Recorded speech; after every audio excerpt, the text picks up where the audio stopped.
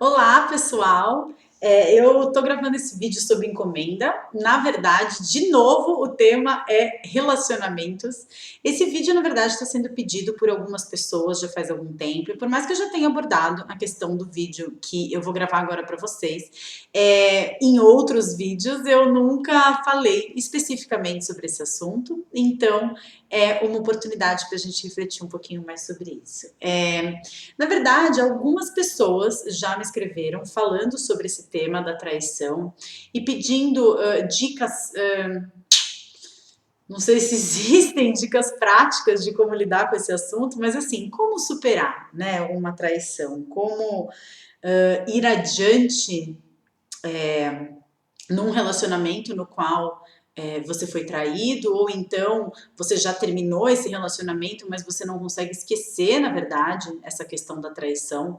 E como eu já disse, na verdade, num outro vídeo meu, eu acho que o grande lance da traição é você conseguir se perdoar. Né? Eu acho que a pessoa que é traída, ela acaba tendo uma dificuldade muito grande de conseguir se enxergar com uma autoimagem positiva de novo, né? Tanto é que o pensamento de todo traído são pensamentos não que sejam, na verdade, pensamentos apenas focados no ego, mas são pensamentos muito mais focados no ego do que focados na forma como a pessoa se sente, né? O foco, na verdade, da pessoa é muito mais uma sensação de ter sido enganada, é muito mais um rancor, é muito mais uma mágoa, são pensamentos do tipo, porque enquanto ele ou ela estava com tal pessoa, eu estava fazendo tal coisa, sem imaginar nada, sem saber de nada.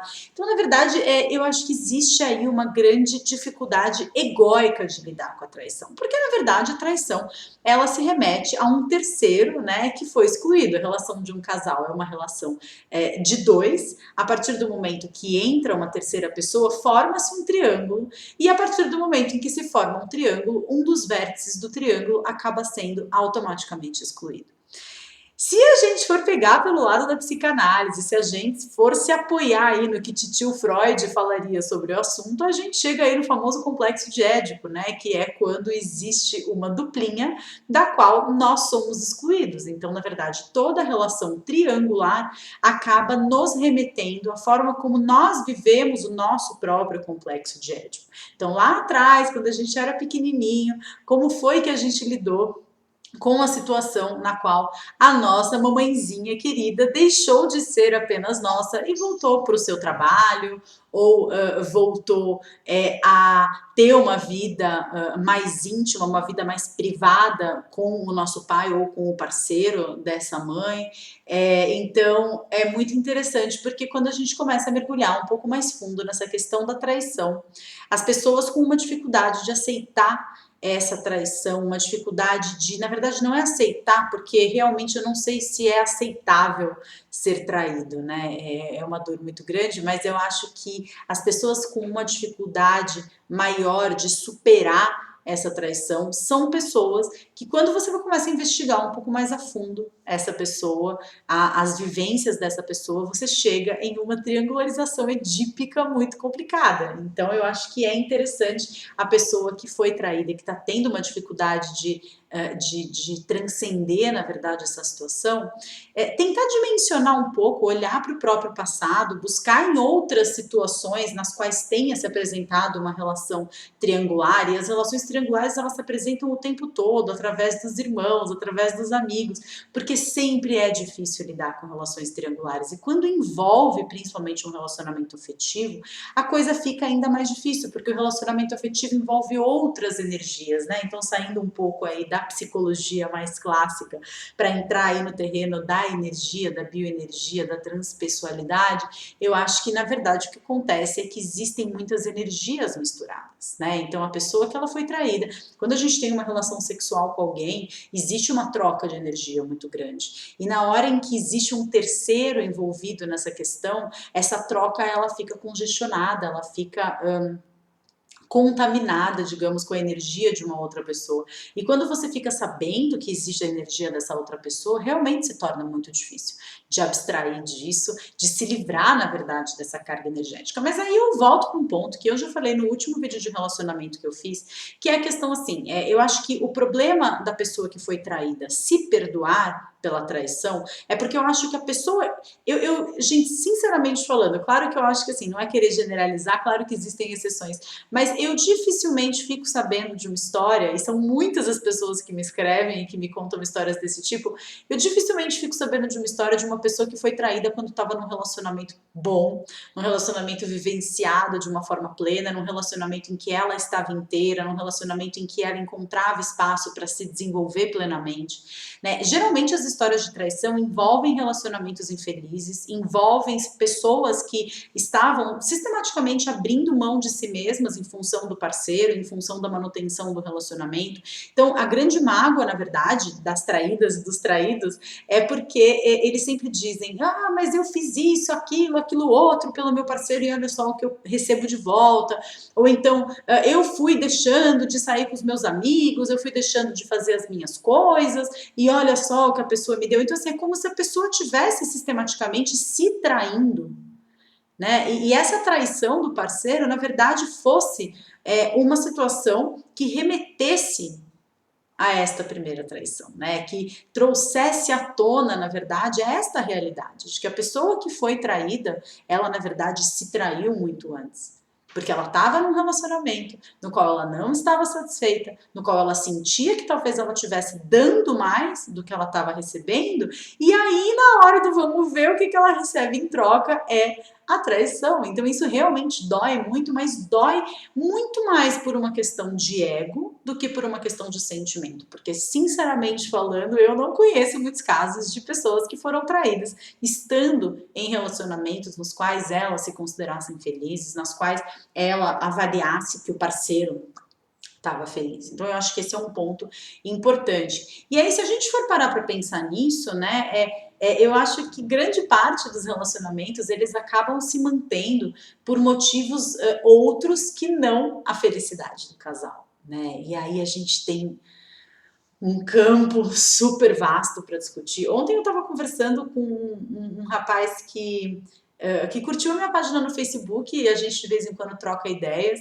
e ele estava me falando uma coisa muito interessante e que me chamou muito a atenção porque foi super de encontro com algumas reflexões que eu tenho em relação à vida amorosa, em relação a relacionamentos amorosos, que é a questão, ele falava, como eu gravei o vídeo de Tantra, né, ontem, quem não assistiu, assistam, porque é um vídeo bem legal mesmo, as pessoas gostaram bastante, a gente conversava um pouco sobre os chakras, e sobre essa ascensão da energia sexual, da catalisação da energia do primeiro chakra, subindo pelos outros chakras do corpo, nutrindo os outros chakras do corpo, explorando a questão da sexualidade como a fonte da nossa força verdadeiramente. E aí ele me disse que ele percebia que nos relacionamentos amorosos dele, ele sempre tinha se envolvido a partir do chakra raiz, e indo para os outros chakras. Então, era um relacionamento de baixo para cima. Ele chamou esse relacionamento de baixo para cima, do chakra raiz até chegar nos demais chakras, até trazer para o coração e para os demais chakras relacionados aí a uma identificação mais espiritual, mais de objetivos de vida, mais de coisas em comum, enfim. E aí a gente conversando sobre isso, e realmente algumas pessoas já me ouviram falar disso, a teoria da pirâmide de ponta cabeça, porque eu acho que na grande maioria das vezes, e principalmente em função da liberação sexual feminina, e eu não faço uma crítica a isso, eu acho que realmente as coisas, se a gente segura um pêndulo muito num extremo, quando a gente solta esse pêndulo, a tendência é o pêndulo ir para o extremo oposto, então eu acho que isso é resultante de um processo natural de abertura da sexualidade feminina, que é a questão das mulheres terem sido reprimidas sexualmente durante muito tempo, e que a partir, né, da revolução sexual, as mulheres passarem a ter uma atitude muito ativa na questão da sexualidade, né, ao ponto de perderem a própria identidade, muitas vezes, agindo como homens, né? E de novo, não é uma crítica, é só uma constatação de um movimento. Muitas vezes as mulheres elas são prisioneiras da própria liberdade sexual. O que acontece é que é muito mais fácil hoje em dia da gente ter uma relação sexual, evidentemente. Quando a gente tem uma relação sexual com alguém, é como se a gente já começasse o relacionamento de uma ligação energética muito forte, né? Que acontece através do sexo. E aí, conforme as pessoas vão se conhecendo, a grande tendência, não estou dizendo que seja sempre assim, mas a grande tendência é que elas vão se conhecendo e elas vão se afastando. Né? Elas vão vendo que, na verdade, é muito difícil você ter uma pessoa que você se envolva sexualmente com ela num primeiro momento. Faça uma reflexão na vida de vocês, estatisticamente falando, é muito difícil que você, uma pessoa com quem você tem, que o foco, na verdade, o que une a relação num primeiro momento, ser o desejo sexual, ser a atração, de muitas vezes você conhecer a pessoa num ambiente em que é esse o foco, né? Na verdade, você não vai trocar altas ideias com uma pessoa numa balada, você não vai trocar altas ideias com a pessoa tomando várias num barzinho, então, e esses são os locais onde as pessoas mais se buscam, né? Você já parte desse polo em comum, que é a energia sexual, que é a identificação física. Conforme as pessoas vão se conhecendo, muitas vezes elas vão se afastando, né? Porque elas vão vendo, elas vão tendo mundos diferentes, elas vão tendo realidades diferentes que se afastam. Então elas formam, na verdade, a relação tem o formato de uma pirâmide, só que é uma pirâmide de ponta cabeça. A base da pirâmide, ela não existe. A base da pirâmide, que mantém essa pirâmide de pé, é um vértice, né? É um ângulo. Então essa pirâmide facilmente ela se desequilibra para um dos lados, né? Muitas vezes o que mantém o casal unido é a energia sexual. Eu tenho algumas pessoas que se tratam comigo e que se queixam da dificuldade de abrirem mão de um relacionamento, da dificuldade de se afastarem dos seus parceiros em função dessa energia sexual ser muito forte, dessa conexão ser muito forte. E o que acontece é que quando você conhece uma pessoa num outro ambiente, uma pessoa num ambiente que você frequente, que tem interesses em comum com você, ou simplesmente uma pessoa que você converse bastante com ela antes de acontecer alguma coisa, que vocês se conheçam efetivamente, a tendência é, se vocês tiverem coisas em comum, vocês irem se aproximando, se aproximando, se aproximando, até que finalmente vocês se encontrem energeticamente, sexualmente falando. E aí a gente tem o formato de uma pirâmide, só que dessa vez é uma pirâmide de base sólida, é uma pirâmide muito mais estável. Eu acho que muito do que está acontecendo hoje em dia é um pouco de resultado desse processo da abertura da sexualidade feminina. Não estou aqui dizendo que as mulheres sejam culpadas de alguma coisa, eu acho que isso é extremamente positivo, porque eu acho que realmente é yin e yang, né? Quando a gente uma das leis que regem Yin Yang é que quando chega no seu auge se transforma no seu oposto. Então é um pêndulo que você segura muito de um lado, quando você solta a tendência dele a ir para o extremo oposto e ele demora um pouco para se regularizar. E eu acho que talvez nós estejamos chegando nesse processo do meio do caminho, né? Eu vejo muitas mulheres por aí refletindo efetivamente sobre a própria conduta, entrando em contato com a sua feminilidade, entrando em contato com o que significa ser uma mulher, o que significa ser feminino, o que significa ser uma alma mais sensível e menos proativa, menos ativa. Eu acho que esse é um movimento natural, acho que isso vai acontecer cada vez mais, observo um resgate do feminino acontecendo efetivamente e acredito que quando a gente reclama muito de uma determinada coisa, conheço alguns casos assim de mulheres que foram traídas, de mulheres que sofreram muito em função de uma traição, e quando um cara casado aparece ou comprometido, elas não estão nem aí, elas falam quem tem que pensar na mulher é o cara, não sou eu. Complicado, né? Como diz Gandhi, né? Sejamos a mudança que queremos ver no mundo. Né? Não é uma crítica, é apenas uma reflexão. Eu acho que existem muitos casos, não existem regras, não dá para generalizar. Mas acho que é isso que eu tenho para falar sobre o assunto. Espero que ajude em alguma coisa o vídeo. Grande beijo, namastê e até a próxima.